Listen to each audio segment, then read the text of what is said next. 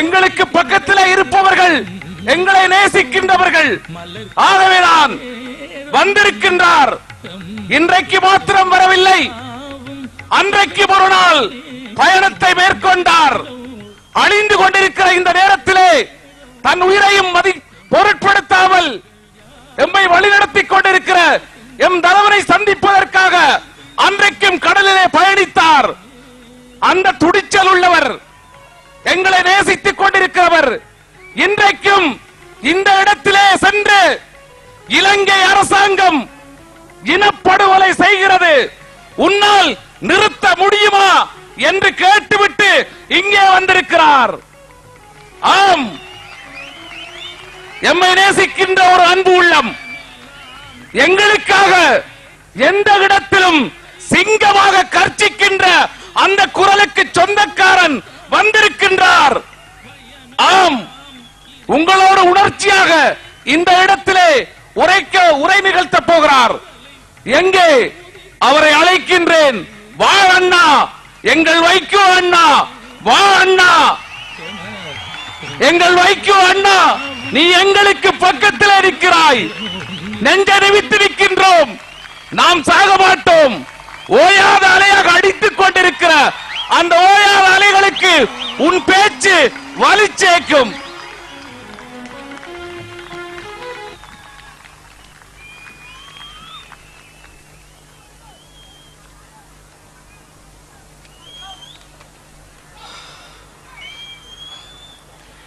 எங்கள் வாழ்வும் எங்கள் வளமும் மங்காத தமிழென்று சங்கே முழங்கு.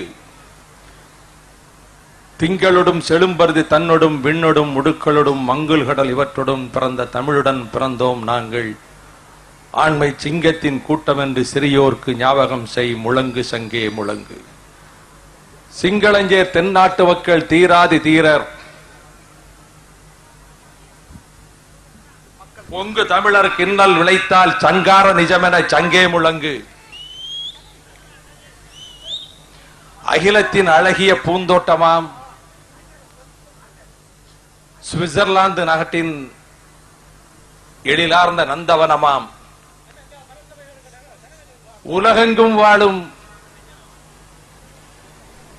மனிதர்களின் மனச்சாட்சி என்று மதிக்கப்படுகின்ற ஐநா மன்றத்தின் மனித உரிமை நிறுவனம் அமைந்திருக்கின்ற ஜெனீவா திருநகரில் பல்லாயிரக்கணக்கில் திரண்டிருக்கின்ற தமிழ் ஈழ மக்களே, எனது அன்பு தாய்மார்களே, அருமை சகோதரிகளே, பாசமிகு பெரியவர்களே, விடுதலை போரில் களத்திலே நிற்கும் வேங்கிகளுக்கு துணையாக ஐரோப்பா கண்டத்திலே முழக்கம் எழுப்பிக் கொண்டிருக்கின்ற வாலிப வரி புலிகளே, சர்வதேச பத்திரிகையாளர்களே, இந்த நிகழ்ச்சியிலே பங்கேற்று உரையாற்றிய மறைத்திரு பேராயர் இமானுவேல் அவர்களே, உரை நிகழ்த்திய டாக்டர் நீல்சன் அவர்களே, பேராசிரியர் எமெல்லியோ அவர்களே, டாக்டர் சார்ல்ஸ் கிரேஸ் அவர்களே, சகோதரி டியூட்ரி மெக்கானல் அவர்களே, அனைத்துலக தமிழர் ஒன்றிய நிர்வாகிகளே, அனைவருக்கும் என்னுடைய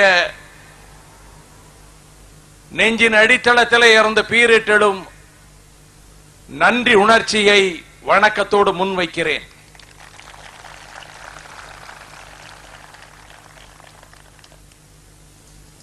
வெண்பனி மகுடம் தாங்கிய உயர்ந்தோங்கிய சிகரங்கள், ஆல்ப்ஸ் மலைமுகடுகளை தாங்கி நிற்கும்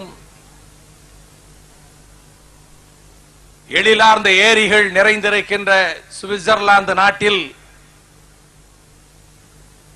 ஏப்ரல் திங்கள் 3ஆம் நாள் புத்தாயிரம் தொடங்கி 3 திங்கள் கழிந்ததற்கு பின்னர் இந்த மாபெரும் மக்கள் வெள்ளத்தில் உரையாற்றுகின்ற உன்னதமான சந்தர்ப்பம் அமைந்ததை எண்ணி வாய்ப்பினை வழங்கிய என்னுடைய ஆருயிர் சகோதரர்களுக்கு நன்றியை தெரிவிக்க கடமைப்பட்டிருக்கின்றேன்.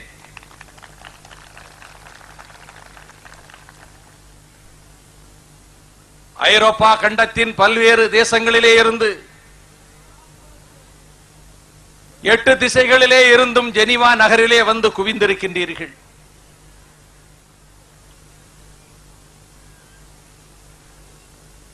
உலகில் புலம்பெயர்ந்த தமிழர்களாக துன்பங்களை துயரங்களை சுமந்து கொண்டிருக்கின்ற தமிழர்களாக வரலாற்றின் வைகரை காலத்திலே இருந்து குற்றம் அமைத்து அரசோச்சி நடத்திய சரித்திரம் கண்ட ஒரு இனம் இன்று நாடற்றவர்களாக நாதியற்றவர்களாக என்று எங்கள் துயரம் நீங்கும், எங்கு எங்கள் கண்ணீர் நிற்கும், என்று எங்கள் தாயகத்தின் விடுதலை மலரும் என்ற எண்ணத்தோடு இங்கே வந்து நிகழ்ச்சியிலே பங்கெடுத்துக் கொண்டிருக்கின்ற என் அன்பு சகோதரிகளுக்கும் இனிய தோழர்களுக்கும் மட்டுமல்லாமல் உலகின் பல்வேறு நாடுகளிலே இந்த சுமைகளை தாங்கிக் கொண்டிருக்கின்றார்களே அவர்களுக்கெல்லாம் நான் சொல்வேன், நூற்றாண்டின் நுழைவாயிலே உங்கள் முன்னால் நான் நிற்கிறேன். இந்த புத்தாயிரம் நல்லாயிரமாக தொடங்கட்டும் என்ற நம்பிக்கையோடு the threshold of the new millennium, அதன் தொடக்க வாசலிலே உங்கள் முன்னால் நான் நின்று கொண்டிருக்கின்றேன். பனிக்காலம் வந்தால் வசந்த காலம் வராமலா போகும். If winter comes, can spring be far behind என்று ஆங்கில கவிஞன் சொன்னான். எனது இனிய தோழர்களே, பனிக்காலம் நீங்கி இருக்கிறது, இளவேனில் காலம் இங்கே தொடங்கி இருக்கிறது. வசந்தத்தின் வாசலிலே இந்த நிகழ்ச்சி நடைபெறுகின்றது. ஆம், பருவங்கள் மாறி மாறி வருவதை போல்,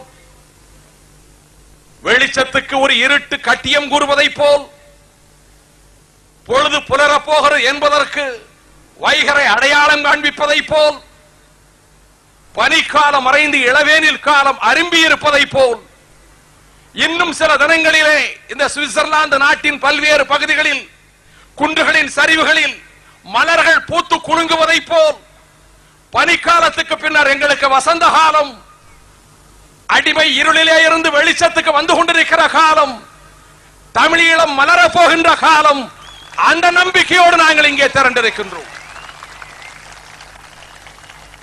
பல பல என பொழுது விடுகின்ற போது விருட்சங்களின் கிளைகளிலே இருக்கக்கூடிய பறவைகள் சிறகடித்து பறக்கின்றன. ஆதவன் மலை வாயிலே விழுகின்ற மாலை வேளையில் அந்தி பொழுதினில் பறவைகள் தங்கள் கூடுகளுக்கு திரும்புகின்றன, குஞ்சுகளுக்கு உணவு கொடுப்பதற்கு திரும்புகின்றன. ஆயிரக்கணக்கான மைல்களுக்கு அப்பாலே இருந்து பறவைகள் சில மாத காலங்கள் உணவுக்கும் தண்ணீருக்கும் நெடுந்தொலைவுக்கு பறந்து செல்கின்றன. தமிழகத்திலே வேடந்தாங்களுக்கு ஆஸ்திரேலிய நாட்டு பறவைகள் வருகின்றன. ஆனால் எங்கிருந்து வந்தாலும், எந்த மண்ணிலிருந்து வந்ததோ அந்த பறவைகள், எந்த கிளைகளிலே இருந்து புறப்பட்டதோ அந்த புள்ளினங்கள் அங்கே மீண்டும் சிறகடித்து ஆயிரக்கணக்கான மைல்களை கடந்து தங்கள் இருப்பிடத்துக்கே செல்கின்றன. அந்த பறவைகளுக்கு கூடுகள் இருக்கின்றன, விலங்குகளுக்கு காடுகளிலே குகைகள் இருக்கின்றன. ஆனால் நாடாண்ட ஒரு இனத்துக்கு, உலகத்துக்கே கலையை, இலக்கியத்தை, வாழ்க்கை முறையை சொல்லிக் கொடுத்த பழந்தமிழ் இனத்துக்கு, உலகத்தின் பூர்வ தமிழ் குடிமக்களுக்கு சொந்த நாடு இல்லையா என்ற அவலம் நீங்குவதற்கு எப்படி அந்த பறவைகள் தங்கள் இருப்பிடத்தை தேடி செல்கின்றனவோ, அதை போல என் சகோதர சகோதரிகளே, தங்கள் தாயகமாகிய ஈழ தமிழகத்துக்கு, சுதந்திரம் பெற்ற தமிழீழத்துக்கு நீங்கள் திரும்புகிற காலம் வெகு விரைவிலே நெருங்கிக் கொண்டிருக்கிறது என்று நம்பிக்கையோடு சொல்லுகிறேன். இது எங்கள் புதிய யுகம், எமது யுகம் என்று தமிழீழ தேசிய தலைவர், நான் உயிருக்கு உயிராக நேசித்து வருகிறேன் ஆருயிர் பிரபாகரன் அவர்கள் சொல்லி இருக்கிறார்கள்.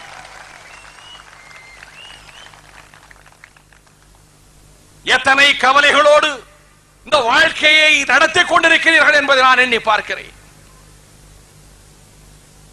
என்னை அறிமுகப்படுத்திய என்னுடைய அன்பு தம்பி, நான் அடர்ந்த வவுனியா காடுகளுக்குள்ளே பீரங்கிகளின் சத்தம் கேட்டுக் கொண்டிருந்த பொழுது, கடல் வழி, தரை வழி, விண்வெளி தாக்குதல்கள் நடைபெற்றுக் கொண்டிருந்த பொழுது, தமிழ் தேசிய இனத்தினுடைய தலைவரை சந்திக்க சென்ற அந்த நாளை எனக்கு நினைவூட்டினார். நான் ஈழ தமிழ் மக்களின் உரிமைக்காக, மனித உரிமைக்காக, நீதிக்காக, நியாயத்துக்காக என் குரல் நியூயார்க்கிலே ஒலித்தது. 12 ஆண்டுகளுக்கு முன்னாலே தேம்ஸ் நதி கரையிலே ஈழ தமிழ் மக்களுக்காக லண்டன் மாநகரிலே என் குரல் ஒலித்தது. 11 ஆண்டுகளுக்கு முன்னாலே அடர்ந்த வவுனியா காடுகளிலே என் குரல் ஒலித்தது.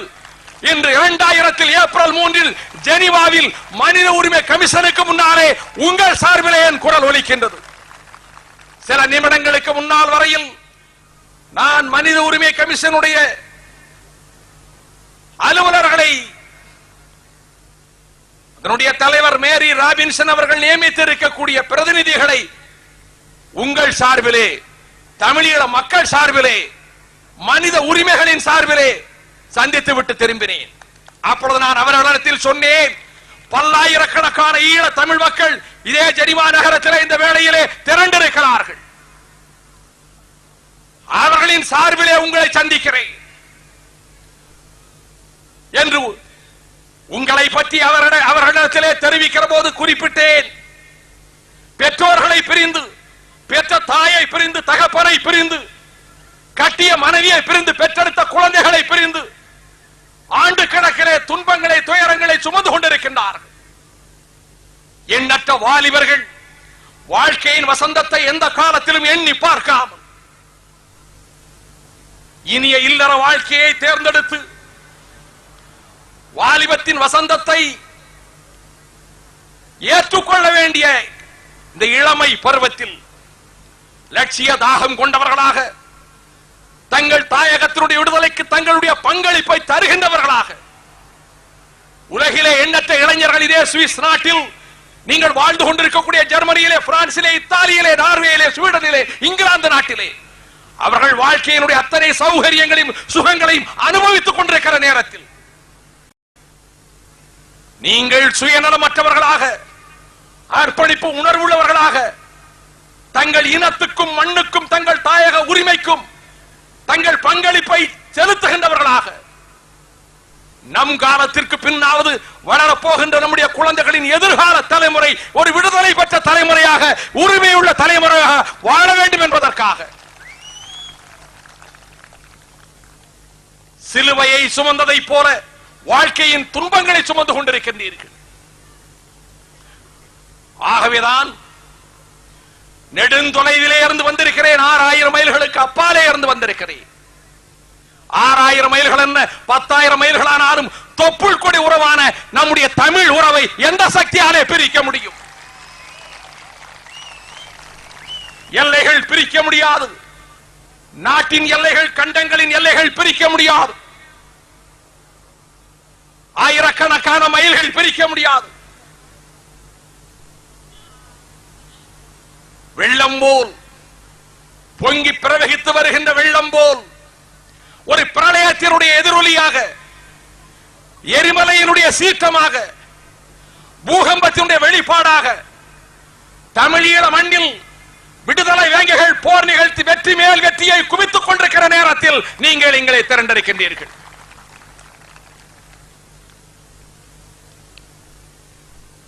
தாளையடி வீழ்ந்தது, மருதங்கணி வீழ்ந்தது, செம்பியன் பற்று வீழ்ந்தது. நேற்று இந்த 3 படை முகாம்களிலே சிங்கள ராணுவங்கள் தகர்க்கப்பட்டன.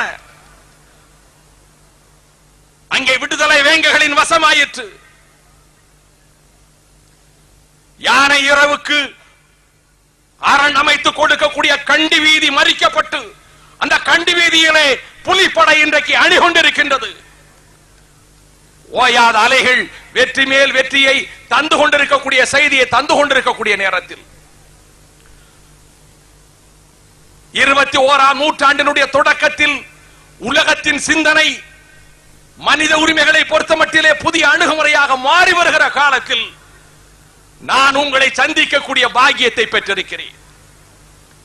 12 தினங்களுக்கு முன்னாலே என்னுடைய அன்பு தோழர்களே, சகோதரிகளே, பத்திரிகைகளிலே செய்தி பார்த்திருப்பீர்கள், இன்டர்நெட்டிலே தகவல் அறிந்திருப்பீர்கள். வாட்டிகன் நகரத்து போப்பாண்டவர்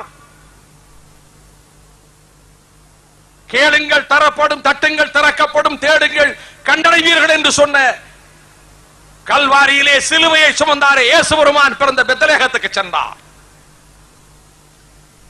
இயேசு பெருமான் பிறந்த பெத்லகேமில் அந்த மண்ணை தரிசிக்க சென்ற போப்பாண்டவர் கரங்களில்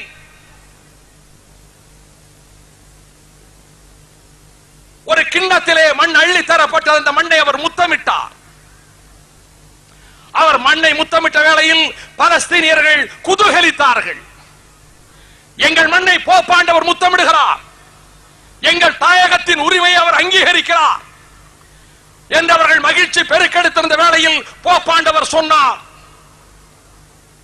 nobody can deny the fact that the Palestinians have had to suffer in the recent decades. Their torment is before the eyes of the world. இந்த பாலஸ்தீனியர்கள் பட்ட துயரங்களை, அனுபவித்த துன்பங்களை எந்த ஒரு மனிதனாலும் மறுக்க முடியாது. அவர்கள் பட்ட துன்பமும் துயரமும் உலகத்தின் கண்களுக்கு முன்னாலே இருக்கிறது என்று சொன்னது மாத்திரமல்லாமல் அவர்களின் பூர்வீக தாயக உரிமையை நான் அங்கீகரிக்கிறேன் என்று சொன்னார். பூர்வீக தாயக உரிமையை, their claim for a traditional homeland, அவர்களுடைய பூர்வீக தாயக உரிமையை வாட்டிகன் அங்கீகரிக்கிறது, போப்பாண்டவர் அங்கீகரிக்கிறார். நானும் மகிழ்ச்சியோடு வாழ்த்து சொல்லுகிறேன். உலகில் தேசிய இனங்கள் தங்கள் விடுதலைக்காக முழக்கம் எடுப்புகின்ற பொழுது பலஸ்தீனியருடைய உரிமை போராட்டத்துக்கு நம்முடைய ஆதரவை தெரிவிக்கின்றோம். ஆனால் தமிழீழ மக்களுடைய உரிமை போராட்டத்தை கொச்சைப்படுத்துவதற்கு முனைகின்ற சிங்கள பேரினவாத அரசு இட்டுக்கட்டி பொய்களை புனைந்து அப்பட்டமான அபாண்டமான பழியை அவிழ்த்துவிட்டு அங்கு நடக்கின்ற கொடுமைகளை திரை போட்டு மூடி மறைத்து உண்மையை உலகத்தின் கண்களுக்கு நிதர்சனத்தை தெரிய விடாமல் தடுத்துக் கொண்டிருக்கிறதே, அந்த முயற்சிகளை முறியடிப்போம். 20ஆம் நூற்றாண்டினுடைய இறுதியிலே உலகத்தில் பெரும் திருப்பங்கள் ஏற்பட்டு விட்டன. நான் நம்பிக்கையோடு சொல்வேன், சிங்கள பேரினவாத அரசு இன்னும் உலகத்தின் கண்களுக்கு உண்மைகளை திரை போட்டு மறைக்க முடியாது. கிழக்கு தைமூர் மலர்ந்ததற்கு பிறகு ஐநாவின் பொதுச் செயலாளர் கோஃபி அன்னன் கிழக்கு தைமூருக்கு சென்று இந்தோனேசியாவினுடைய பிடியிலே இருந்து இதோ விடுபட்டு விட்டது கிழக்கு தைமூர், இவர்களுக்கு சுதந்திரம் வழங்கப்படுகிறது, அவர்களை ஆட்சி நடத்துவதற்குரிய முறையில் இப்பொழுது தேர்தலும் நடக்க போகிறது. இது ஒரு தனி நாடு. It is a separate state, nation state. யார்? ஐநாவின் பொதுச் செயலாளர் கோஃபி அன்னன் சொல்கிறார். இந்தோனேசியாவின் பிடியிலிருந்து விடுபட்டு விட்டது என்று சொல்கிறார். தலைமறைவு வாழ்க்கை நடத்தி அந்த மக்களின் விடுதலைக்கு போராடிய ஜனானா கஸ்மவ் அவர் கரம் பற்றி உயர்ந்து நிற்கிறார். உலகம் பார்த்து கொண்டிருக்கிறது. உள்நாட்டு பிரச்சனை என்று சொல்லி ஒரு தேசிய இனத்தை கருவறுக்கிற வேளையிலே ஒரு பேரினவாத அரசு ஈடுபடுமானால் அதிலே தலையிட முடியாது என்ற அணுகுமுறை, 10ஆம் வசலித்தனமான அணுகுமுறை, அது மாற்றப்பட்டு விட்டது. We could not interfere the internal affairs of a country in the name of sovereignty. இனி சொல்ல முடியாது. ஏனெனில் கிழக்கு தைமூருக்கு என்ன நியாயம் இருக்கிறதோ அதை விட ஆயிரக்கணக்கான நியாயத்தை தமிழீழத்துக்கு உண்டு என்பதை உலகத்தின் பார்வைக்கு முன்னாலே எங்களால் வைக்க முடியும். நம்முடைய தரப்பு நியாயத்தை எவராலும் மறுக்க முடியாது நண்பர்களே. நம்முடைய வழக்கு வலிமையானது. ஆகவேதான் இதிலே ஜெயிப்போம் என்று தொடக்கத்திலிருந்து நான் சொல்லி வருகிறேன். எந்த விதமான ஊசலாட்டத்துக்கும் இடமின்றி. ஏன் தமிழர்களுக்கு தனி நாடு தேவையா? அவர்கள் தனி தேசிய இனம்தானா? அவர்கள் தனி தேசிய நாடா என்று சில பேர் கேள்விகளை எழுப்புகின்றார்களே மேதாவிகள். அவர்கள் எந்த வட்டாரத்தில் இருந்தாலும் அவர்களுக்கு சொல்வேன்,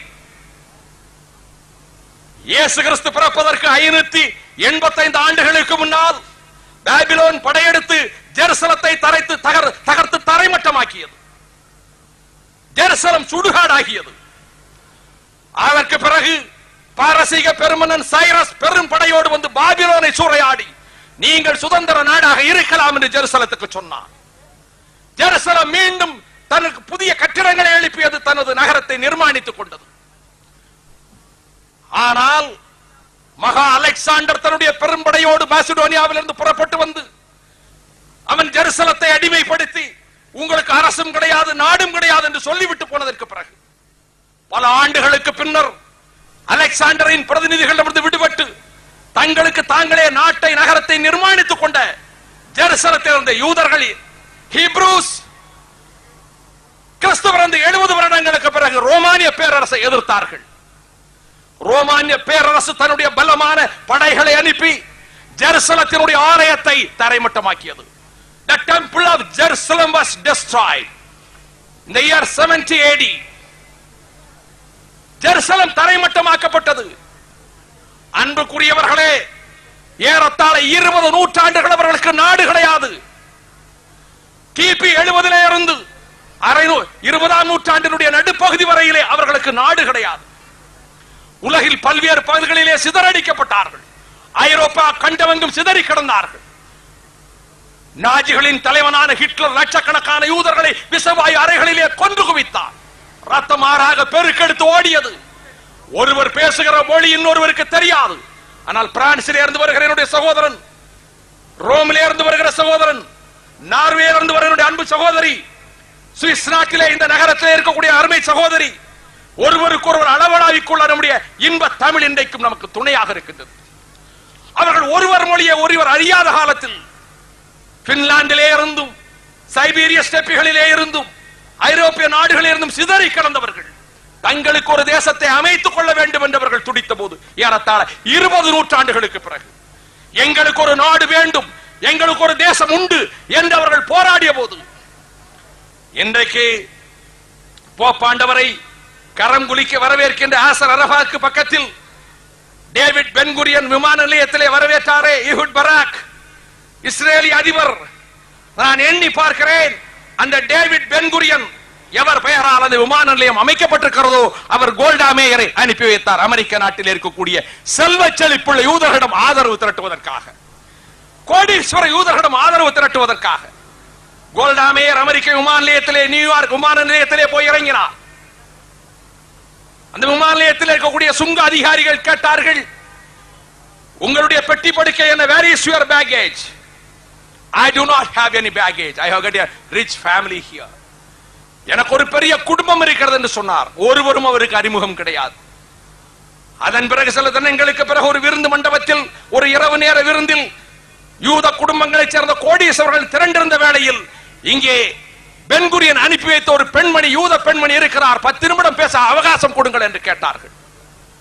அந்த பெண்மணி 10 நிமிடம் பேசினார். கோல்டா மேயர் பேச பேச அந்த அம்மையாரின் கண்களில் இருந்து கண்ணீர் வழிந்து கொண்டே இருந்தது. உங்கள் மாலை நேர ஒரு சிற்றுண்டிக்கு நீங்கள் செலவழிக்கிற பணத்தை நீங்கள் எங்களுக்கு தருவீர்களானால் எங்களுக்கு ஒரு நாடு கிடைக்கும் என்று சொன்னார் அந்த சகோதரர். அவர் பேசி முடித்த அந்த நேரத்தில் $10 மில்லியன் காசோலை அந்த இடத்திலே கொடுக்கப்பட்டது. 2 கப்பல்களில் ஆயுதங்கள் வாங்கப்பட்டு அதன் பிறகு நடந்த போரிலே அவர்கள் அந்த சமர்க்களத்திலே வெற்றி பெறுவதற்கு துணையாக இருந்தது என்பதை நாம் வரலாற்றிலே படித்திருக்கின்றோம். நான் இதை சுட்டிக்காட்டுவதற்கு காரணம், தங்களுக்கு நாடில்லை என்று சொன்ன இஸ்ரவேலர்கள் ஹீப்ரூஸ் அவர்கள் நாடு அமைத்தார்கள்.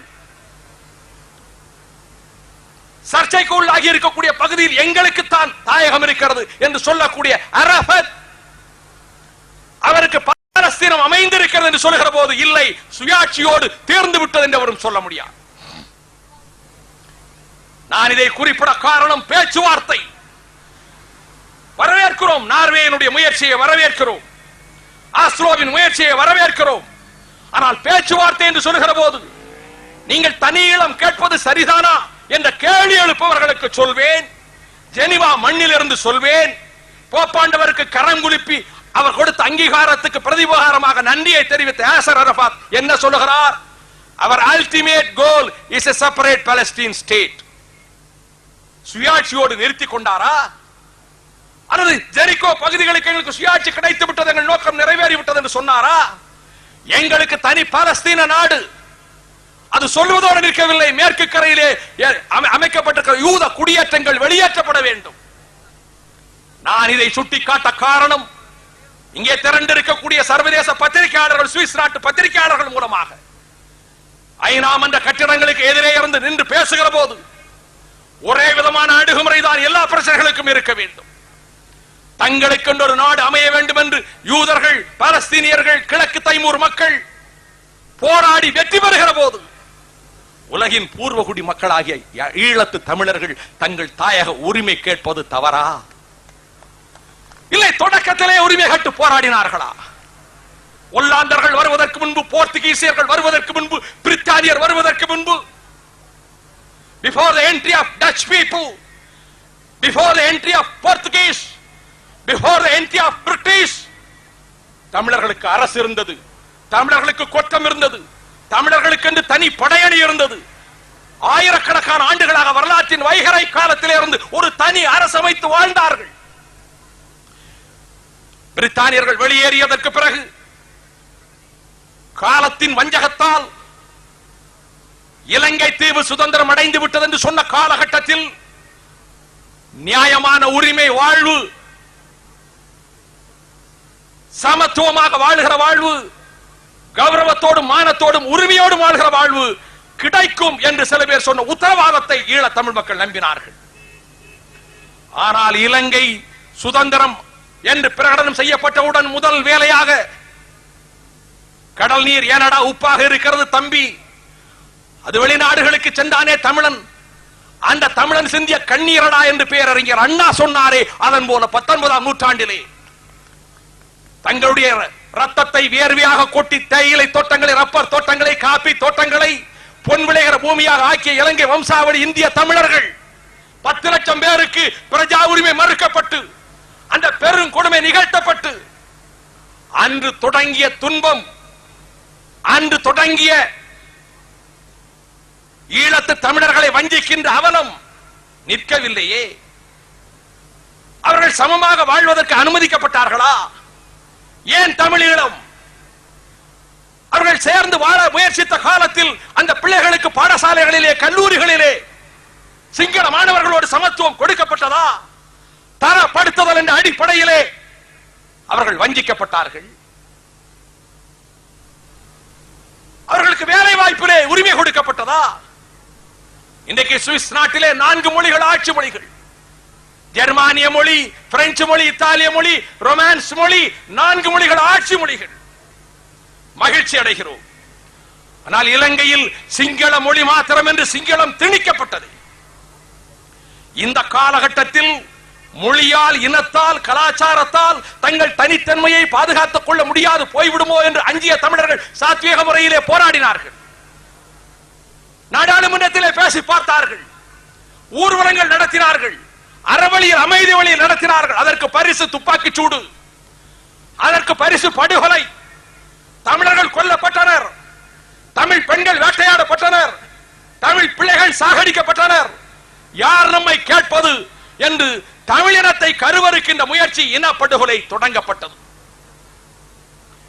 ஏன் வேண்டும் தமிழீழம் என்று கேட்பவர்களுக்கு சொல்வேன், உலகில் ஒவ்வொரு இனமும் தன்னுடைய அடையாளத்தை தக்க வைத்துக் கொள்ள முயற்சிக்கிறது.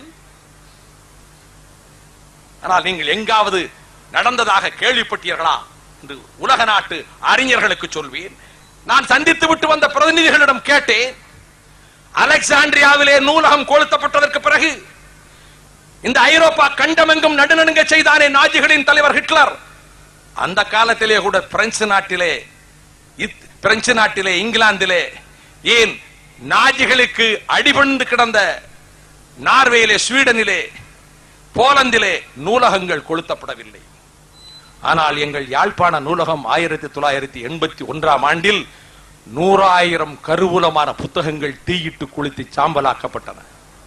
ஆக ஒரு இனத்தை கருவறுக்கிற முயற்சி, ஒரு இனத்தின் கலாச்சார அடையாளத்தை அழிக்கின்ற முயற்சி, அது தொடங்கிய காரணத்தால் இத்தனையும் கண்டதற்கு பிறகு, இத்தனை கொடுமைகள் நடக்க அதன் உச்சகட்டமாக அவர்களுக்கு தங்களுக்கு ஒரு நாடு எங்களுக்கு சுதந்திரம் கிடைத்து விட்டது என்று அவர்கள் அறிவித்த அடுத்த கட்ட வேலையாக இலங்கை தேசத்தினுடைய முதல் பிரதமர் செய்த என்ன புண்ணிய காரியம்? சிங்கள குடியேற்றம். 49 தொடங்கிய குடியேற்றத்துக்கு இப்பொழுது பொன்விழா கொண்டாடி இருக்கிறார்கள். வெளியோயா சிங்கள குடியேற்றம். 1% கூட சிங்கள மக்கள் இல்லாத பகுதியில் இன்றைக்கு 24% மக்கள் குடியமர்த்தப்பட்டார்கள். மேற்கு கரையிலே இருந்து from the West Bank settlements யூதர்கள் வெளியேற வேண்டும் என்ற யாசர் அரஃபாத்தினுடைய கோரிக்கையை அகிலம் ஏற்றுக்கொள்கிறது. சரியான கோரிக்கை என்று இதைத்தானே எங்கள் திலீபன் கேட்டான். அவன் வைத்த 5 பிரதான கோரிக்கைகளில் உங்கள் பிரதான கோரிக்கை இதுதானே. சிங்கள குடியேற்றம் வெளியேற்றப்பட வேண்டும். வெளியோயா பகுதியில் இருந்தவர்கள் வெளியேற்றப்பட வேண்டும். சிங்கள காடையர்களை கொண்டது குடியமர்த்தினார்களே அவர்கள் வெளியேற்றப்பட வேண்டும். இல்லை, அதை செவிமடுப்பார் இல்லை. அதற்கு மாறாக மனித உரிமைகளை பறிக்கின்ற இன படுகொலையினுடைய உச்சகட்டம் தான். என்னுடைய அன்புக்குரியவர்களே, நம் நெஞ்சை நடுநடுங்க செய்த வெளிக்கடை படுகொலை. உலகிலே எங்கே சிறைச்சாலையிலே கொடுமை நடந்தாலும் ஐநா மன்றம் குரல் எழுப்புகின்றது. ஆனால் வெளிக்கடை சிறைச்சாலையில் 60க்கு மேற்பட்ட தமிழர்கள் கண்டகோடையாலே வெட்டப்பட்டு ஒரு அடி உயரத்துக்கு ரத்தம் தேங்கி நின்றதே. உலகம் திடுக்கிட்டு போனது. இப்படி ஒரு சம்பவம் இதுவரை எங்கு நடந்ததில்லை என்று. அதுதானே மீண்டும் கல்துறையிலே நடக்கிறது. சம்பவம் நின்றபாடில்லையே. எண்ணற்றவர்கள் கைது செய்யப்படுகிறார்கள், விசாரணை என்று அடைக்கப்படுகிறார்கள், சிறைச்சாலையிலே கொல்லப்படுகிறார்கள். இது மட்டுமா? பொருளாதார முற்றுகை இன்று நேற்று எத்தனை ஆண்டுகளாக அந்த பொருளாதார முற்றுகையினுடைய உச்சகட்டமாக யாழ்ப்பாணத்துக்குள்ளே சிங்கள ராணுவம் நுழைந்து லட்சக்கணக்கான தமிழ் மக்கள் தங்களுடைய பூர்வீக தாயக வீடுகளை விட்டு குழந்தை குட்டிகளோடு அவர்கள் காடுகளிலே தஞ்சம் புக வேண்டிய நிலைமை வந்ததே. போப்பாண்டவர் கவலை தெரிவித்தாரே. ஐநா மன்றத்தின் அன்றைய பொதுச் செயலாளர் புத்ரோஸ் காலி, சர்வதேச மனித சமுதாயமே, யாழ்ப்பாணத்தில் இருந்து புலம்பெயர்ந்திருக்கக்கூடிய தமிழர்களுக்கு கொஞ்சம் இரக்கம் காட்டுங்கள். உங்கள் மனிதாபிமான பார்வையை கொஞ்சம் அங்கே திருப்புங்கள். நான் இந்த வேளையில் அவருக்கு நான் நன்றி தெரிவிக்கின்றேன். இந்த கொடுமைகள் தொடங்க ஆரம்பித்து இன்றைக்கு பட்டினி, எண்ணற்ற மக்களுக்கு உணவுப் பொருள் போய் சேரவில்லை, மருந்து போய் சேரவில்லை. நோயால் மடிகிறார்கள், பசியால் மடிகிறார்கள். இத்தனைக்கு மேலாக இந்த கொடுமைகளுக்கெல்லாம் சிகரம் வைத்தார் போல் ஒரு இனத்தை கருவறுப்பதற்கு என்ன செய்ய வேண்டும் என்று கருதி போர் முனையிலே நேருக்கு நேர் யுத்தம் புரிவது என்பது ஆண்மை. ஆனால் பச்சிளம் குழந்தைகளை கொல்வதும், எங்கள் சகோதரிகளை மானபங்கம் செய்வதும், எங்கள் சகோதரிகளை கொண்டு குவிப்பதும் அது சகித்துக் கொள்ளக்கூடிய நிகழ்ச்சி தானா? உலகிலே கருப்பர்களின் உரிமைக்காக லிங்கன் போராடினார். ஆபிரகாம் லிங்கன் தன் ஆவியை தந்தார். ஏன்? மனிதகுல வரலாற்றில் மார்ட்டின் லூதர் கிங் மறக்க முடியாத ஒரு மாமனிதர். என்ன நிகழ்ச்சி? ஒரு நீக்ரோ பெண்மணி, ஒரு கருப்பர் இனத்தைச் சேர்ந்த பெண்மணி, ரோசா பார்க்ஸ் என்கின்ற அந்த பெண்மணி 1955ஆம் வருடம் டிசம்பர் மாதம் 1ஆம் தேதி அவர் பேருந்திலே பயணம் செய்ய வந்தார். பகலெல்லாம் பணியாற்றிய அலுப்பும் களைப்பும் சேர்ந்து கொண்ட காரணத்தால் ஒரு இருக்கை காலியாக இருந்தது. அந்த இருக்கையிலே போய் உட்கார்ந்தார். வெள்ளையர்களுக்காக ஒதுக்கப்பட்டிருக்கிற இருக்கை, அங்கு யாரும் இல்லை. அவர் உட்கார்ந்தார். சற்று தொலைவு சென்றதற்கு பிறகு ஒரு இடத்திலே பேருந்து நின்றது. ஒரு வெள்ளைக்காரன் வந்தார். அந்த 4 பேர் உட்கார்கிற இடத்தில் சாளரத்திற்கு அருகிலே ஜன்னல் ஓரத்திலே அமர்ந்திருந்தார் இந்த பெண்மணி, இந்த கருப்பின பெண்மணி. 3 பேர் உட்கார்கின்ற இடம் இருக்கிறது. ஆனால் அவன் எழுந்து நிற்க சொன்னான். நம்மையார் களைப்பின் காரணமாக என்ன நினைத்தாரோ தெரியவில்லை, நான் முடியாது என்று சொன்னார். உடனே பஸ்ஸை ஓட்டிக் கொண்டிருந்த அந்த வெள்ளைக்கார ஓட்டுநர், இப்பொழுது நீ எழுந்து நிற்க போகிறாய் இல்லையா என்று தூஷணமான வார்த்தையை சொன்னான், இழிவான வார்த்தையை சொன்னான். நான் எழமாட்டேன் என்று அந்த சகோதரி பதிலுக்கு சொன்னார். அப்படியானால் காவல் நிலையத்துக்கு இந்த பேருந்தை கொண்டு செல்லி உன்னை கைது செய்து சிறையில் அடைப்பேன் என்று சொன்னார். தாராளமாக செய்து கொள் என்று பெண்மணி சொன்னார். பஸ் நேரடியாக போலீஸ் ஸ்டேஷனுக்கு போனது. ரோசா பார்க்ஸ் கைது செய்யப்பட்டார். இந்த ஒரு சிறு சம்பவம் கந்தக காட்டிலே பொறி விழுந்ததை போல அங்கு வாழுகிற கருப்பரின மக்களுக்கு மத்தியிலே பரவியது. அந்த இரவே பரவியது. மறுநாள் அவர்கள் கூட்டம் கூடமாக கூடி முடிவெடுத்தார்கள். தேவாலயத்திலே பொதுக்கூட்டத்தை போட்டார்கள். அந்த கூட்டத்துக்கு மார்ட்டின் லூதர் கிங் முதல் முறையாக போகிறார். 26 வயது இளைஞராக அவர் சொல்கிறார், எங்கள் பெண்கள் இப்படி அவமானப்படுத்தப்படுகிறார்கள். நாங்கள் சமமாக நடத்தப்படவில்லை. எங்களுக்கு இருக்கையில் இடமில்லை. இது இன்னும் சகித்துக் கொள்ள முடியாது. நாங்கள் பகிஷ்கரிப்பு செய்கிறோம். நாங்கள் இனிமேல் இந்த பேருந்துகளில் ஏற மாட்டோம். நாங்கள் நடந்து செல்வோம், வருவதை சந்திக்கிறோம் என்று சொல்லிவிட்டு அந்த தேவாலய கூட்டத்திலே பேசுகிற போது அவர் இடிமுழக்க குரலில் எழுப்பியவாறு சொன்னார், if we are wrong, the Supreme Court of this great nation is wrong. If we are wrong, the Constitution of this country is wrong. If we are wrong, God Almighty is wrong. If we are wrong, the Jesus of Nazareth is no more an utopian thinker who never came down to earth. And if we are wrong, justice is nothing but falsehood. ஒரு பெண்மணிக்கு ஒரு இருக்கையில் இறப்பிடம் கொடுக்கவில்லை என்று சொன்ன அன்று எழுந்த குமுறல் அவர்களுக்கு சம உரிமையை பெற்றுத் தருவதற்கு காரணமாக இருந்தது. நான் இந்த மாபெரும் மக்கள் மன்றத்தின் மூலமாக கேட்கிறேன். இதைத்தான் அந்த மன்றத்திலே பிரதிநிதிகளிடம் சொன்னேன். தொடக்கத்திலே இருந்து எங்கள் சகோதரிகள் மானபங்கம் செய்யப்பட்டு வருகிறார்கள். ஈழத்து பெண்கள் கற்பழிக்கப்பட்டனர். சொல்லவே நாக்கூசுகிறது. நான் நேரத்தின் அருமையை கருதி பல்வேறு செய்திகளை உங்களுக்கு தர வேண்டியிருக்கிற காரணத்தினால் நிகழ்ச்சிகளை பட்டியல் போடுவதற்கு என்னிடத்தில் எண்ணற்ற ஆதாரங்கள் இருப்பினும் நான் அவற்றில் 1-2 செய்திகளை சொல்ல விரும்புகிறேன். கொடுமைகள் என்பது உலகிலே ஒரு சில இடங்களில் நடக்கலாம். ஆனால் ஈழத்திலே நம்முடைய சகோதரிகளுக்கு ஏற்பட்ட கொடுமை உலகில் எங்கு நடக்கவில்லை. இன்னைக்கு கேட்டார்கள், ஈழத்திலே போர் முனையில் யார் நிற்கிறார்கள் என்று. நான் சொன்னேன், உலகம் இதுவரை சந்தித்திராத ஒரு அதிசயத்தை சொல்லுகிறேன். யூதர்களின் விடுதலை போரில், கியூபா போரில், வியட்நாம் போரில் பெண்கள் பங்களிப்பை நான் படித்திருக்கிறேன். அந்த பங்களிப்பு என்பது களத்திலே நிற்கின்ற வீரர்களுக்கு சாதனங்களை எடுத்து தருகின்ற வகையிலே உதவி செய்வதற்கான பங்களிப்பாக இருந்தது. ஆனால் அகிலம் சந்தித்திராத ஒன்றை நீங்கள் ஈழத்திலே பார்க்கலாம். அங்கே வீரர்களுக்கு சமமாக வீராங்கனைகள் தோள்களில் துப்பாக்கிகளை தூக்கியவாறு நிற்கிறார்கள். ஏன்? துயரங்களையே நீண்ட காலம் சுமந்தார்கள். கடைசியில் துப்பாக்கிகளை சுமக்க புறப்பட்டார்கள். அந்த நிகழ்ச்சிகளை விவரிக்க முடியாது, வர்ணிக்க முடியாது. எண்ணற்ற கொடுமைகள், கொதித்து போன நெஞ்சம்.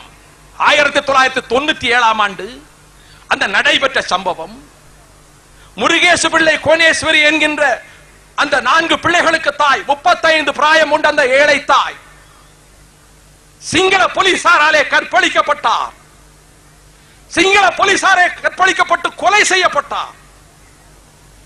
அந்த கொலை செய்யப்பட்ட கொடூரமான சம்பவத்தை விவரிப்பதற்கு நான் தடுமாறுகிறது. I shudder to describe the horror. ஆனால் ஸ்ரீலங்கா அரசுக்கு சாதகமாக செய்திகள் வெளியிடுகின்ற ஸ்ரீலங்கா சண்டே டைம்ஸ் அந்த பத்திரிகை இந்த உண்மையை ஒப்புக்கொண்டு எழுதியது. நான் சொல்ல போகிற செய்தியை,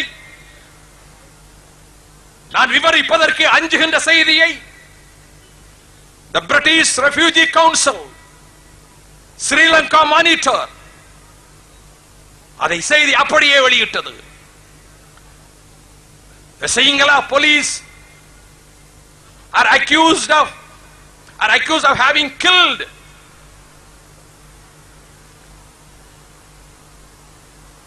முருகேச பிள்ளை கோணேஸ்வரி என்கின்ற 3 வயது பிள்ளைகளின் தாயை, 4 வயது பிள்ளைகளின் தாயை கொன்றதை சொல்லுகிற பொழுது,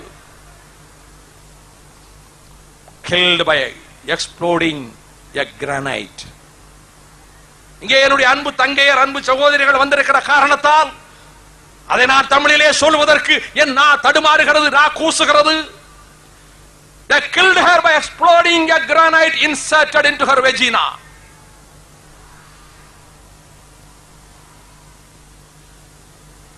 இந்த கொடுமை உலகில் எங்கே நடந்தது? பலஸ்தீனத்தில் நடந்ததா? வியட்நாமில் நடந்ததா?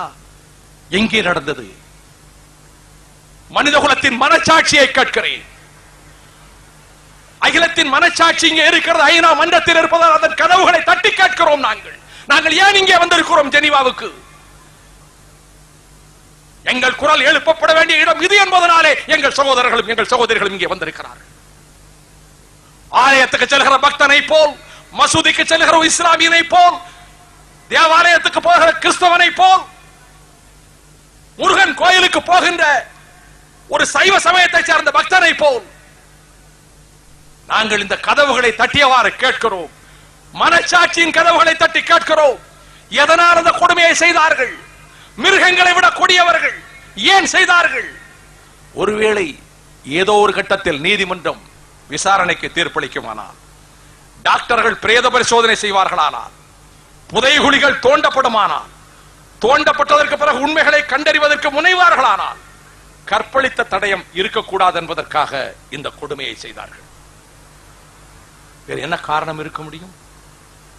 கற்பழித்த கொடுமைக்கான தடயம் இருக்கக்கூடாது என்று மிருகங்கள் கூட அந்த கொடுமையை செய்யாதே. பேருந்திலே உட்கார அனுமதி இல்லை என்று சொன்னதற்காக ஒரு புதிய வரலாறு எழுதப்பட்டது கருப்பர்களுக்காக. அவர் சொன்னதை போல, if we are wrong, the constitution is wrong. If we are wrong, God Almighty is wrong என்பதை போல இந்த கொடுமையை எடுத்து சொல்லி நியாயம் கேட்பது தவறென்றால் மனித உரிமை சாசனம் தவறு. If we are wrong, the human charter is wrong.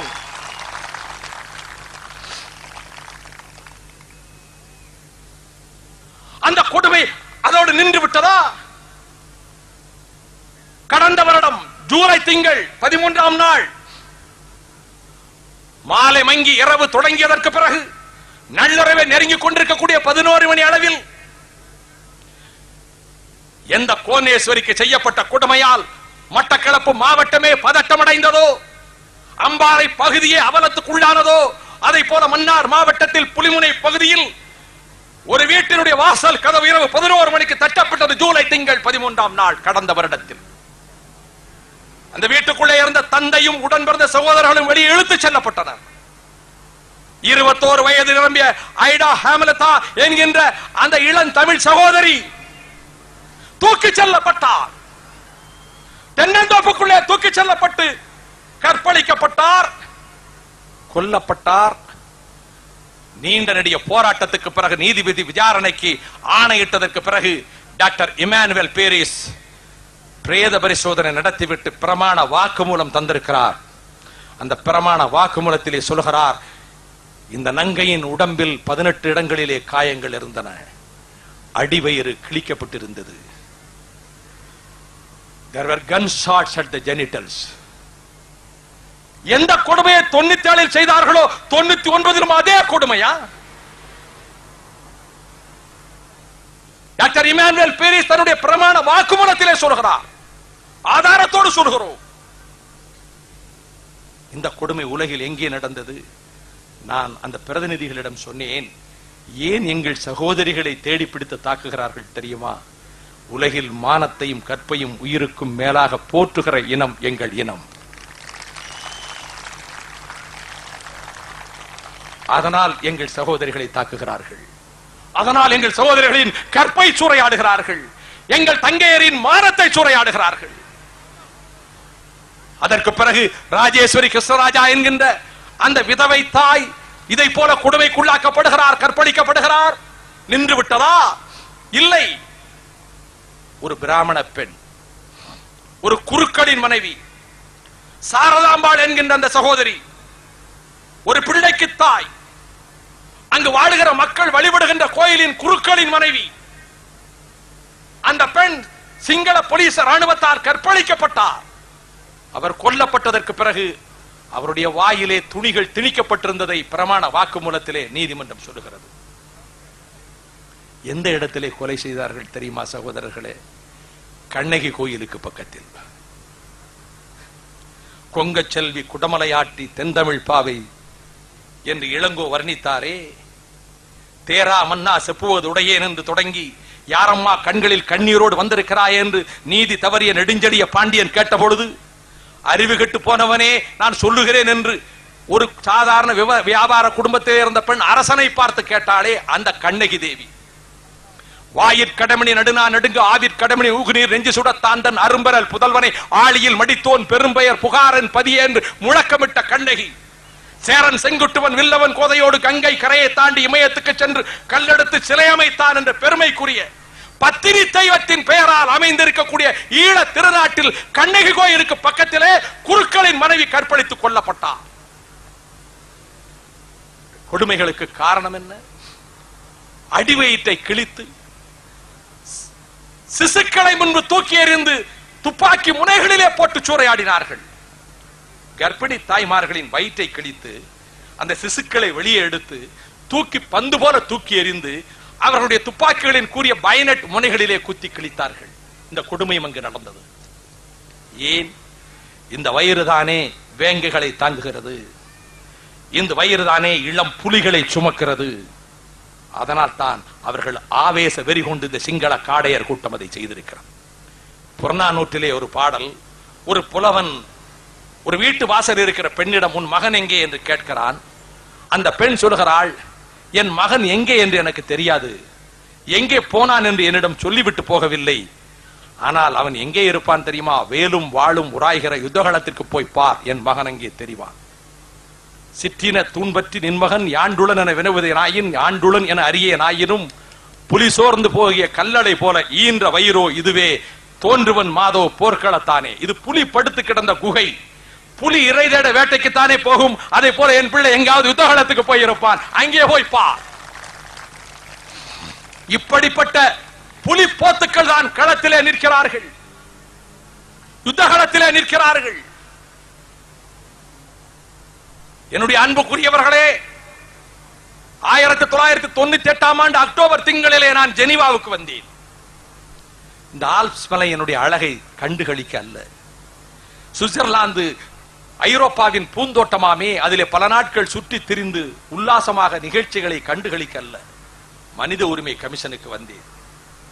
மனித உரிமை கமிஷனுடைய துணைத் தலைவர் டாக்டர் ஹார்ஸ்ட் அவரை சந்தித்தேன், கோரிக்கை மனுவை கொடுத்தேன்.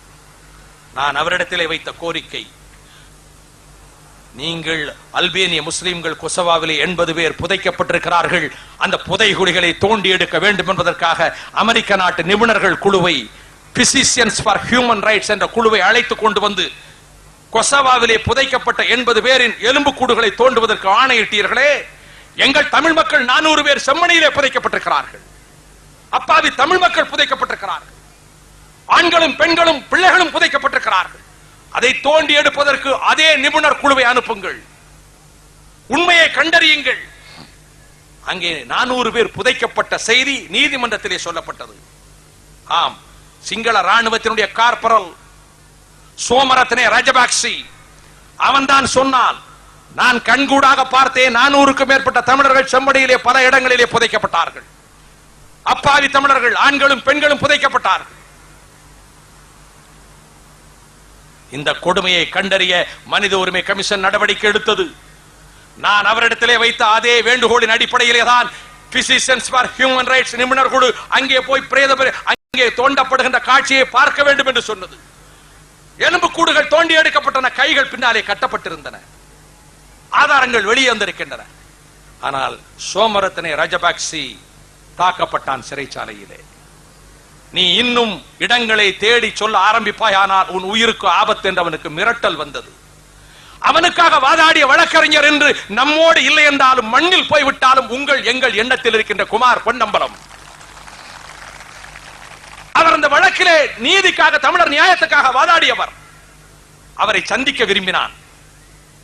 வழக்கு நடைபெற்ற இடத்துக்கு செல்வதற்கு குமார் பொன்னம்பலம் முனைந்த போது விமான நிலையத்திலே அவருக்கு அறிவிப்பு செய்யப்பட்டது, நீங்கள் யாழ்ப்பாணத்துக்கு போக முடியாது, உங்களுக்கு அனுமதி கிடையாது, நீங்கள் நீதிமன்ற விசாரணையிலே நீங்கள் போய் ஈடுபட முடியாது, அதை காண முடியாது, பங்கெடுக்க முடியாது, you are denied permission. அதன் பிறகு இந்த உண்மைகளை சொன்ன ராஜபக்சி குமார் பொன்னம்பலத்தை சந்திக்க விரும்பினான். கடந்த ஆண்டின் இறுதி கட்டத்தில் அவன் தன் விருப்பத்தை தெரிவித்த சில நாட்களுக்குள்ளாக குமார் பொன்னம்பலம் சுட்டுக் கொல்லப்பட்டார். ஆக உண்மைகளை மூடி மறைத்து செம்மணியினுடைய புதைகுழிக்குள்ளே புதைக்கப்பட்ட அப்பாவி தமிழ் மக்களினுடைய எலும்பு கூடுகளை தோண்டி எடுக்க போகிறார்கள் என்று சொல்லி அந்த புகைகுழிகளிலே பெட்ரோலை ஊற்றி நெருப்பிட்டு கொளுத்துகின்ற காரியம் நடக்கிறது, தடயங்களை அழிக்கின்ற முயற்சி நடக்கிறது என்பதையும் இங்கே எடுத்து சொன்னேன். என்னுடைய அன்புக்குரியவர்களே, வசந்தம் வந்தது, நமக்கும் வரப்போகிறது. பனிக்காலம் மறைந்தது, இளவேனில் காலம் தொடங்கியது. ஆனால் இந்த இயற்கை தாய் மடிந்து போன மாவீரர்களுக்காக வீர வணக்கம் செலுத்த தானும் கண்ணீர் அஞ்சலி செலுத்துகிறேன் என்ற வகையிலே கண்ணீர் துளிகளை தருகிறாள். என் அன்புக்குரியவர்களே, அடர்ந்த காடுகளில் போர்த்துக் கொள்ள துணி இல்லாமல், போர்த்துக் கொள்வதற்கு கோட் இல்லாமல், போர்த்துக் கொள்வதற்கு கம்பளி இல்லாமல், போர்த்துக் கொள்வதற்கு பிளாங்கெட் இல்லாமல் அடர்ந்த காடுகளில் கொட்டும் மழையிலே தமிழ் மக்கள் எத்தனை காலம் வாழ வேண்டிய அவலத்துக்கு ஆளானார்கள். தங்கள் பிள்ளை குட்டிகளோடு துன்பத்தை அனுபவிக்க வேண்டிய அவலத்துக்கு ஆளானார்கள். பெருமழை பெய்தால் என்ன, இடி இடித்தால் என்ன, பிரளயமே பொங்கி வந்தால் என்ன, அனைத்தையும் எதிர் நிற்கக்கூடிய துணிச்சல் உள்ள ஒரு பெரும் படை அங்கே ஈழத்திலே பிரபாகரன் தலைமையிலே இருந்து கொண்டிருக்கிறது.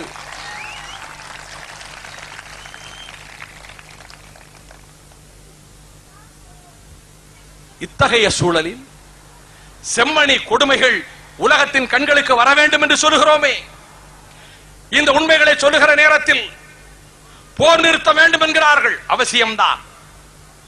ஏன் பாலஸ்தீனத்திற்கும் இஸ்ரவேலர்களுக்கும் இடையிலே ஒரு சமாதான உடன்படிக்கை வேண்டும் என்று நார்வே முயற்சித்த போது, ஆஸ்லோ நகரத்திலே இருந்து அதற்கு பிள்ளையார் சுடி போடப்பட்ட போது, ஏன் வெள்ளை மாளிகையிலே அவர்கள் கைகுலுக்கிக் கொண்ட போது ஒரு நல்ல ஒப்பந்தம் ஏற்பட்டு விட்டது என்று மகிழ்ந்தார்களே, அதை போல ஒரு புதிய சூழல் வரட்டும், மலரட்டும், நாங்கள் மகிழ்ச்சி அடைகிறோம் சொல்லுகிறார்கள்.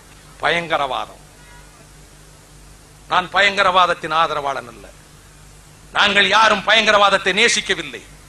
ஆனால் உரிமை போராட்டம் என்பது, பிற இடங்களில் உரிமை போர் என்பதும், பிற இடங்களில் உரிமைக்கான விடுதலை போராட்டம் என்பதும், தமிழர்களை பொறுத்த மட்டிலே பயங்கரவாதம் என்பதும் உலகம் இரண்டு வேறு விதமான அளவு முறைகளை வைத்திருக்கிறதா? ஒலிம்பிக் பந்தயம் நடைபெற்றது மியூனிச் நகரத்திலே. ஒலிம்பிக் பந்தயத்திலே நாடுகளில் வேற்றுமை இருக்க முடியாது, பகை இருக்க முடியாது. ஒரு இரவு நேரத்தில் இஸ்ரேல் நாட்டு வீரர்கள் தூங்கிக் கொண்டிருந்த அந்த ஒலிம்பிக் வில்லேஜுக்குள் இயந்திர துப்பாக்கி தாங்கியவர்கள் நுழைந்து 11 இளம் இஸ்ரேலிய விளையாட்டு வீரர்களை, தடகள வீரர்களை சுட்டுக் கொண்டார்கள். They were shot dead in cold blood. அதை செய்தது PLO என்று உலகம் சொன்னது. அவர்கள் ஏற்றுக்கொண்டார்கள். ஐரோப்பிய நாடுகளில் இப்படிப்பட்ட சம்பவங்கள் எத்தனை எத்தனை. நான் குற்றம் சாட்டவில்லை, பாலஸ்தீன விடுதலை அமைப்பை நான் குற்றம் சாட்டவில்லை. ஆனால் இந்த சம்பவங்கள் நடந்த பிறகு 140 நாடுகள் அங்கீகாரம் தந்து, அவர்கள் நியாயமான ஜீவிய உரிமை போராட்டத்துக்கு ஆதரவு தந்து, வெள்ளை மாளிகையிலே ஆசரபாட்டை கைகுலுக்கிக் கொண்டு பாலஸ்தீனியர்களுக்கு நீதி கிடைக்கட்டும் என்று சொல்கிறார்களே, அதைத்தான் நான் கவனப்படுத்தினேன். மன்னர் குடும்பத்திலே பிறந்தவர்கள் மதிக்கத்தக்கவர்கள் இங்கிலாந்து நாட்டிலே. The king never dies, the king is dead, long live the king. இது இங்கிலாந்து நாட்டினுடைய மரபு. இந்த மன்னர் குடும்பத்திலே பிறந்தவர் Mountbatten, Lord Mountbatten. இந்திய நாட்டுக்கு விடுதலை கொடி யூனியன் ஜாக் கீழே இறக்கப்பட்டு சுதந்திர கொடி பறக்கிற போது கவர்னர் ஜெனரல் அவரை சுட்டுக் கொண்டார்கள். நாங்கள் தான் சுட்டுக் கொண்டோம் என்று ஐஆர்இ அமைப்பு சொன்னது. Irish Republican Army. மார்கரெட் தாச்சருக்கு பிரிஸ்டல் ஹோட்டலிலே குறிவைத்தார்கள். மார்கரெட் தாச்சர் என்று தப்பிவிட்டார். அவர் வீட்டுக்கு போனார். டெலிபோன் மணி ஒலித்தது. பிரதமர் மார்கரெட் தாச்சருடைய செயலாளர் தொலைபேசியை கையில் எடுத்து காதிலே பறித்துக் கொண்டார். நாங்கள் யார் தெரியுமா? நாங்கள் தான் சற்று நேரத்துக்கு முன்னாலே பிரிஸ்டல் ஹோட்டலிலே குண்டு வைத்தோம். We belong to IRA. Your prime minister had luck, but she needs luck every time. We need luck only once. அவர்களுக்கு ஒவ்வொரு முறையும் அதிர்ஷ்டம் வேண்டும், எங்களுக்கு ஒரு முறை அதிர்ஷ்டம் கண்காட்டினால் போதும். இது எல்லா பத்திரிகைகளிலும் வந்தது. அந்த ஐஆர்ஏ அமைப்பினுடைய அரசியல் பிரிவுதான் சிம்பனி இயக்கம். அந்த ஐரிஷ் ரிபப்ளிகன் ஆர்மியினுடைய சிம்பனி இயக்கம் அரசியல் பிரிவு. அதனுடைய தலைவர் கெரி ஆடம்ஸோடு வெள்ளை மாளிகையின் பில் கிளின்டன் வந்து பெல்ஃபாஸ்டிலே கைகுலுக்குகிறார். உலகம் சின்ன திரையிலே பார்த்து கழிக்கிறது, மகிழ்ச்சி அடைகிறது. பில் கிளின்டனுக்கு என்ன இவ்வளவு அக்கறை? யாருக்கும் இல்லாத அக்கறை, காரணத்தோடு தான் அக்கறை. உருளைக்கிழங்கு பஞ்சத்தில் அயர்லாந்திலிருந்து பஞ்சம் பிழைக்க போனவர்கள் தானே அமெரிக்காவுக்கு. நான் குறையாக சொல்லவில்லை, வரலாற்றை சொல்லுகிறேன். ஆகவே that Irish Catholic blood, யாருக்கு? என் மூதாதையர்கள் ஐரிஷ்காரர்கள். பெல்பாஸ்டிலே ஐரிஷ் மக்கள் வட அயர்லாந்திலே போராடுகிறார்கள். ஏதாவது ஒரு வகையிலே பிரச்சனைக்கு தீர்வு காண நானும் முயல்கிறேன். சொன்னார்களா? மவுண்ட் பேட்டனை தாக்கியவர்கள் மார்கரெட் தாட்சருக்கு குறிவைத்தவர்கள் என்று சொன்னார்கள்? இல்லை. டோனி பிளேயர் உட்கார்ந்து பேசுகிறாரே வட அயர்லாந்து பிரச்சனையில். அதை போல இந்த பிரச்சனைக்கு தீர்வு வேண்டுமானால் யாழ்ப்பாணத்தில் இருக்கக்கூடிய ராணுவம் வெளியேற்றப்பட வேண்டும், முற்றாக வெளியேற்றப்பட வேண்டும். ஒரு ஆக்கிரமிப்பு ராணுவத்தை வைத்துக் கொண்டு நெற்றி பொட்டிலே துப்பாக்கியை காட்டுவான் பேச்சுவார்த்தை நடக்குமா? அவர்கள் வெளியேறாவிட்டால் என்ன? வெளியேற்றப்படுவார்கள். We do not. I have not come here to crane before anybody. I don't want to make any prayer before anybody that these people should be withdrawn. Unless otherwise, they will be destroyed. They will be thrown back. லெனின்கிராடிலும் ஸ்டாலின்கிராடிலும் நடந்ததை இரண்டாம் உலக யுத்தத்திலே நான் படித்திருக்கிறேன்.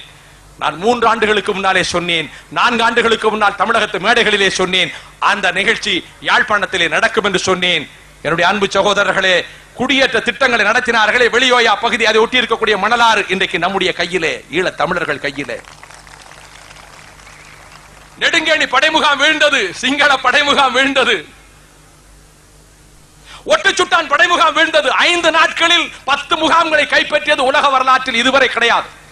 இந்த history of war history இதுவரை கிடையாது. 5 நாட்களில் 10 முகாம்கள். ஒட்டுச்சுட்டான் சிங்கள ராணுவ முகாம் வீழ்ந்தது, புலிக்கொடி பறக்கிறது. நெடுங்கேணி வீழ்ந்தது, ராணுவ முகாம் தகர்க்கப்பட்டது, வேங்கைகளின் கொடி பறக்கிறது. கனகராயன்குளம் விழுந்தது, புளியங்குளம் விழுந்தது, மூன்று முறிப்பு விழுந்தது, நயனமடு விழுந்தது, மதுவை மடு விழுந்தது, மாங்குளம் விழுந்தது, கருப்பட்டு விழுந்தது, அம்பிகாமம் விழுந்தது, 10 முகாம்கள் விழுந்தன. இப்பொழுது தாளையடியும் மருதங்கேணியும் செம்பியன் பற்றும் கைப்பற்றப்பட்டது மட்டுமல்ல, யானை இரவுக்கு பிரதானமான கண்டி வீதி நடு மறுக்கப்பட்டு இனி படைகள் இங்கே ஊடுருவ முடியாது, சிங்கள ராணுவம் அந்த வழியிலே வர முடியாது என்று தடுக்கப்பட்டிருக்கிறது. பேச்சுவார்த்தை மேஜைக்கு வருவதற்கு the army should be withdrawn. They should go back. பூர்வீக மண்ணில், எங்கள் தாயக மண்ணில், யாழ்ப்பாண தமிழர்கள் மண்ணில், ஆயிரக்கணக்கான ஆண்டுகளுக்கு முன்னாலே அரசமைத்தவர்கள் உலகம் மெச்ச வாழ்ந்த மண்ணில் அந்நிய ராணுவம், சிங்கள ராணுவம் இருப்பதை யார் ஏற்றுக்கொள்ள முடியும்? 1985ஆம் ஆண்டில் திம்பு பேச்சுவார்த்தையில் வைக்கப்பட்ட அந்த 3 அடிப்படை கொள்கையை ஏற்றுக்கொண்டால் பேச்சுவார்த்தை சிறப்பாக இருக்கும், வழி பிறக்கும். The Tamils of the north and eastern part, they are a separate nation. அவர்கள் ஒரு தனி தேசியம், தேசிய இனம், அவர்கள் ஒரு தனி நாடு. The northern and eastern part of the island, their traditional homeland, அவர்கள் பூர்வீக தாயகம். They are entitled to the right of self determination. On this basis பேச்சுவார்த்தை நடக்கும். ஏனெனில் உலகில் இதுவரை எங்கும் கண்டும் கேட்டிராத சாகச காரியங்கள் நடைபெற்றுக் கொண்டிருக்கின்றன. நான் ஒரு காலத்திலே கல்லூரியிலே படிக்கிற பொழுது ஸ்பார்ட்டாவின் வீரர்களைப் போல சரித்திரம் இதை கண்டதில்லை என்று ஹெச்ஜி வெல்ஸ் எழுதுவான். 300 ஸ்பார்ட்டா வீரர்கள், லட்சத்துக்கு மேற்பட்ட லியோனிடாஸ் சக்கரவர்த்தியினுடைய படையை, பாரசீக பெரும்படையை அந்த தெர்மாப்ளே என்கிற கணவாயிலே 6 மாத காலம் தடுத்து நிறுத்தினார்கள். அந்த 300 ஸ்பார்ட்டா வீரர்களுக்கு நிகரான வீரர்கள் உலகிலே இதுவரை பிறக்கவில்லை என்று எழுதினார். ஹெச்ஜி வெல்ஸ் தெரியாமல் போய்விட்டது, ஈழத்திலே ஸ்பார்ட்டாவின் வீரர்களையும் முறியடிக்கக்கூடிய மகத்தான வீரத்தை வாலிபர்களும் நம்முடைய வீராங்கனைகளும் அங்கே நிகழ்த்துவார்கள் என்பது எனக்கு தெரியாமல் போயிருக்கும். எந்த நாடுகளின் பகிரங்க, எந்த நாட்டின் உதவியும் இல்லாமல் உலகிலே பல நாடுகள், ஏன் வியட்நாம் வெற்றி பெற்றது, வெட்டுக்கிளிகள் விமானத்தை வீழ்த்தட்டும், சிட்டுக்குருவிகள் மதையானைகளை சாய்க்கட்டும் என்று மெகாஸ் நதி கரையிலே போராடினார்களே, அவர்களுக்கு உலகத்திலே பல நாடுகளினுடைய பகிரங்க உதவி கிடைத்தது. பிடல் காஸ்ட்ரோவினுடைய போராட்டத்துக்கு உலகின் பல நாடுகளினுடைய பகிரங்க உதவி கிடைத்தது. ஆனால் உலக வரலாற்றில் இந்த மாவீரர்கள் என்று அழைக்கப்படுகின்றவர்கள் சாதித்த சாதனைகளுக்கெல்லாம் சிகரம் வைத்தாற் போல அங்கே தமிழீழ தேசிய தலைவர் பிரபாகரன் தலைமையிலே அந்த படை நடத்துகின்ற சாகசங்கள், ஹனிபால் உலவிய ஆல்ப்ஸ் மலைகள், உலகின் 5 பெரும் வீரர்களில் ஒருவனாய ஹனிபால் உலவிய ஆல்ப்ஸ் மலைகள், தன் பார்வையிலே படைகளை நடத்தி இத்தாலியை நொடிப்பொழுதிலே கைப்பற்றுகின்ற உறுதியை தந்தானே நெப்போலியன் போனபார்ட், அவன் உலவி ஆல்ப்ஸ் மலைகள் சூழ்ந்திருக்கக்கூடிய இந்த ஐரோப்பிய மண்டலத்திலே ஒன்றை தெரிவிப்பேன்.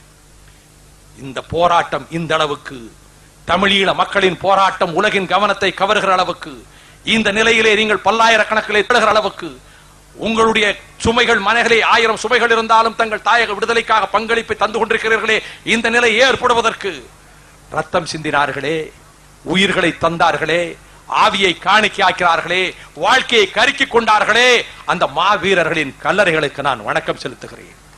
எந்த நோக்கத்துக்காக தங்கள் ஆவியை தந்தார்களோ, ரத்தத்தை சிந்தினார்களோ, உயிர்களை தாரை வார்த்து கொடுத்தார்களோ, அந்த நோக்கத்துக்காக, அந்த நோக்கம் ஈடேறுவதற்காக, அந்த நோக்கம் வெற்றி பெறுவதற்காக நீங்கள் பல்லாயிரக்கணக்கிலே திரண்டிருக்கிற நேரத்தில் அந்த கல்லறைகள் நம்மை வாழ்த்துகின்றன, நமக்கு வழிகாட்டுகின்றன.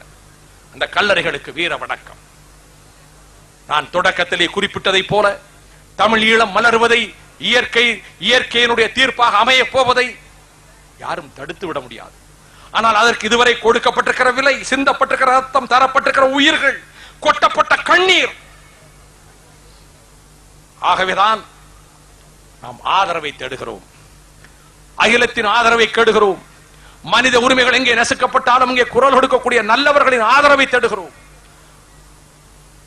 உங்களோடு சேர்ந்து குரல் கொடுக்க, உங்கள் குரலில் என் குரலையும் இணைத்துக் கொள்ள, I have come all the way from the state of Tamil Nadu to express my solidarity and support to you.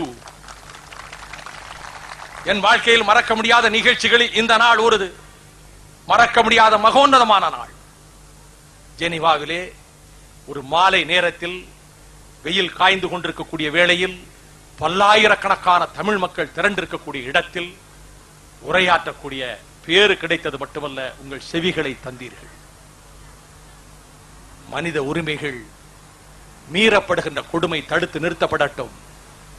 இனப்படுகொலை நடத்துகின்ற சிங்கள பேரின அரசு தன் போக்கை மாற்றிக் கொள்ளட்டும். உங்கள் பங்களிப்பை, நீங்கள் இதுவரை தந்த பங்களிப்புக்கு தமிழீழம் கடமைப்பட்டிருக்கிறது. நீங்கள் எவ்வளவோ சுமைகளை தாங்கிக் கொண்டு தமிழீழத்துக்காக உங்கள் பங்களிப்பை தந்து கொண்டிருக்கிறீர்கள். இது ஒரு முக்கியமான காலகட்டம். உங்கள் வரலாற்றிலே, ஈழ மக்கள் வரலாற்றிலே இது ஒரு மகத்தான மகோன்னதமான காலகட்டம். இது ஒரு பெரும் திருப்பத்தை தரப்போகிற காலகட்டம். ஆகவேதான் கோடி கரங்கள் உயரட்டும், அவர்களுடைய போராட்டம் வெற்றி பெறுவதற்கு உயரட்டும். அகிலத்தின் பல்வேறு பகுதியில் இருக்கக்கூடிய மனித உரிமையில் ஆர்வம் கொண்ட மக்கள் எல்லாம் நமக்கு துணையாக தங்கள் கரங்களை உயர்த்தட்டும். தமிழ் ஈழம் மலர்வதற்காக நம்முடைய கரங்களை உயர்த்துவோம். மலரட்டும் தமிழீழம், மலரட்டும் தமிழீழம், வெல்லட்டும் தமிழீழ தாயகத்தினுடைய தலைவர் Prabhakaran.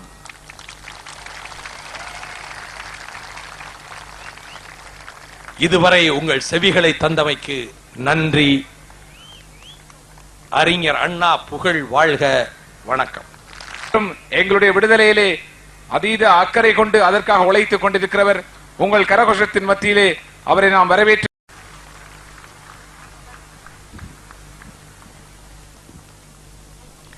Vanakkam. I bring greetings from the United States of America and on behalf of our organization, International Educational Development Humanitarian Law Project. I spoke to you last summer and I said that I hoped that you would all stay with your forces in Sri Lanka and for Tamalilam. And in fact, you did. And I honor you today. Thank you. Then, I was also now going to read a list of all the bases that the LTTE have recaptured, but I'm told I only have 2 minutes to speak, and it would take me the rest of the afternoon to read the list. But before I leave you today, I want to especially thank and honor the women's military units of the LTTE who in the last several weeks have made some stunning military victories for you all. So stay with your struggle, and the next time we meet, it will be in free Tamalilam. Thank you.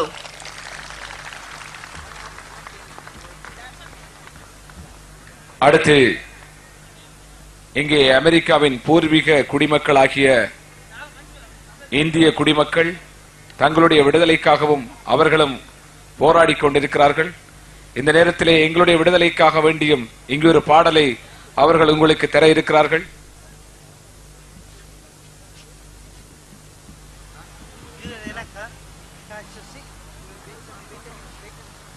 Good afternoon.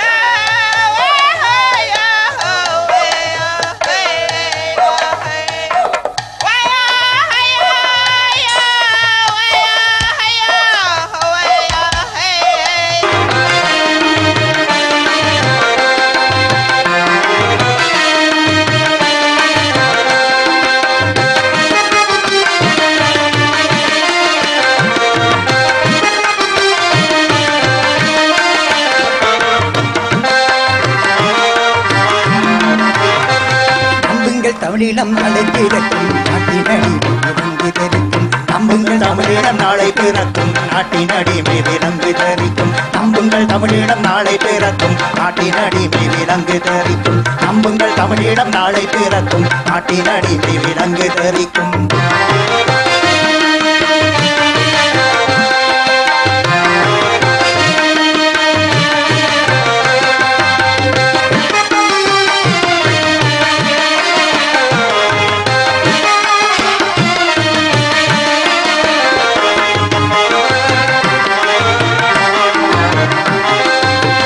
Tamil மண் வீரம் படைக்கும் பகைவனோடும் செய்தி கிடைக்கும்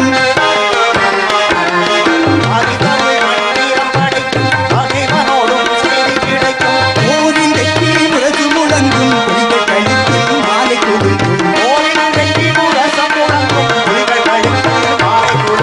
நம்புங்கள் தமிழீழம் நாளை பிறக்கும் நாட்டின் அடிமை விலங்கு தரிக்கும் நம்புங்கள் தமிழீழம் நாளை பிறக்கும் நாட்டின் அடிமை விலங்கு தரிக்கும்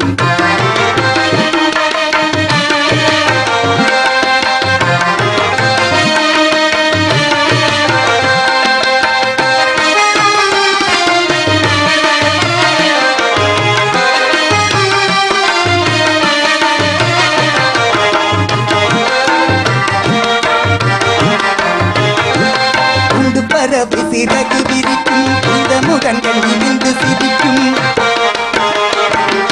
மூட்டு பறவை சிறகு விரிக்கும் புனித முகங்கள் நிமிர்ந்து சிரிக்கும் மாண்ட வீரர் கனவு பலிக்கும் கடலில் தமிழ் மண் குளிக்கும் மாண்ட வீரர் கனவு பலிக்கும் மகிழ்ச்சி கடலில் தமிழ் மண் குளிக்கும் நம்புங்கள் தமிழீழம் நாளை பிறக்கும் நாட்டின் அடிமை விலங்கு தரிக்கும் நம்புங்கள் தமிழீழம் நாளை பிறக்கும் நாட்டின் அடிமை விலங்கு தரிக்கும்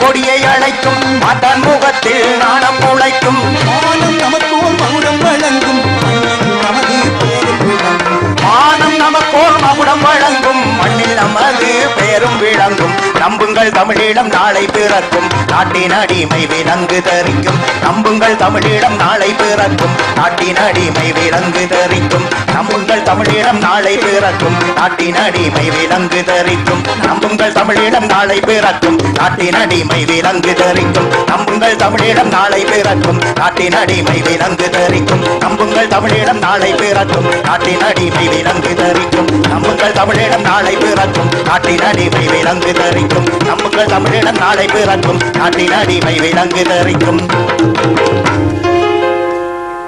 அன்பார்ந்த மக்களே, இந்த யுகத்தின் இன்று நாம் ஆரம்பித்திருக்கிற இந்த பயணம் ஒரு வெற்றியின் படிக்கட்டிலே நாங்கள் ஏறி நிற்கிறோம். வெற்றி செய்திகள் வந்து கொண்டிருக்கிறது. ஆன இரவு தள்ளாடி கொண்டிருக்கிறது. யாழ்ப்பாணத்தின் நுழைவாயிலே வீரர்கள் நின்று கொண்டிருக்கிறார்கள். ஆம், இந்த யுகம் எமக்கு சொந்தமாகும்.